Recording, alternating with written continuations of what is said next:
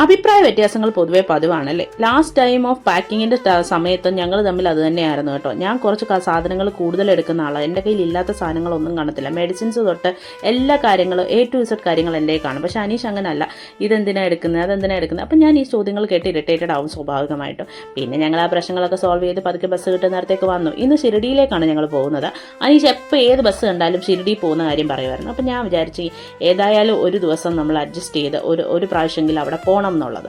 അങ്ങനെ ഞങ്ങൾ എനിക്ക് ഇവിടെ എന്താണെന്നോ ഏതാണെന്നോ ഒരു ഐഡിയ ഇല്ലാതെ തന്നെയാണ് ഞാൻ പോയത്. പിന്നെ ആക്ച്വലി സ്ലീപ്പർ ബസ് ബുക്ക് ചെയ്തപ്പോൾ ഞാൻ ഇച്ചിരി ഇറിറ്റേറ്റഡ് ആയിരുന്നു. നമുക്ക് ട്രെയിനിന് പോയാൽ മതിയെന്ന് പറഞ്ഞതാണ്.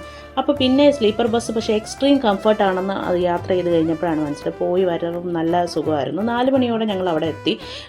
11:30 കയറി 4 മണിക്ക് നമ്മളവിടെ എത്തി. അത് കഴിഞ്ഞ് നമ്മൾ റൂമൊക്കെ എടുത്തു, ഫ്രഷായി നേരെ നമ്മൾ രാവിലെ ദർശന് പോയി.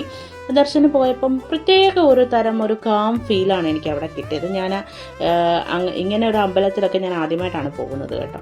അങ്ങനെ പെട്ടെന്ന് തന്നെ ദർശൻ കഴിഞ്ഞ് ഇറങ്ങിയത് കൊണ്ട് നമുക്ക് വലിയ തിരക്കൊന്നും ഇല്ലായിരുന്നു. അതുകൊണ്ട് തന്നെ പെട്ടെന്ന് ഇറങ്ങാൻ പറ്റി. പെട്ടെന്ന് നമ്മൾ ബ്രേക്ക്ഫാസ്റ്റ് ഒക്കെ കഴിച്ചു. പിന്നെ അവിടുന്ന് നേരെ നമ്മൾ ശനി ശിഗ്നാപൂർ എന്ന് പറഞ്ഞ വേറൊരു ശനീശ്വരൻ്റെ അമ്പലത്തിലാണ്. ശനീശ്വരൻ്റെ അമ്പലം ഞാൻ അങ്ങനെ കേട്ടിട്ടില്ല കേട്ടോ. വളരെയധികം കുറച്ച് കേട്ടിട്ടുള്ളൂ. അപ്പോൾ അങ്ങനെ ശനീശ്വരൻ്റെ അമ്പലത്തിൽ പോയി.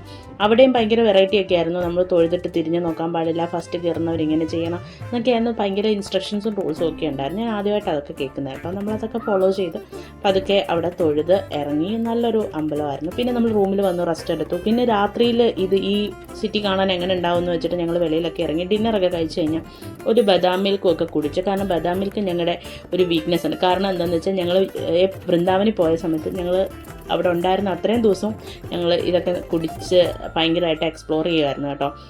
വൃന്ദാവൻ പോലെ അത്ര വലിയ സിറ്റി അല്ലെങ്കിൽ പോലും എനിക്ക് ഭയങ്കര ഒരു പീസ്ഫുൾ എക്സ്പീരിയൻസ് തന്നെയാണ്. ഞങ്ങൾ ഇന്ന് തന്നെ രാത്രി ഇവിടുന്ന് പുറപ്പെട്ടിട്ട് നാളെ രാവിലെ തന്നെ മുംബൈയിലെത്തും. Back to normal life. ഒരു ദിവസം ഞങ്ങൾ അടിപൊളിയായിട്ട് എൻജോയ് ചെയ്തു.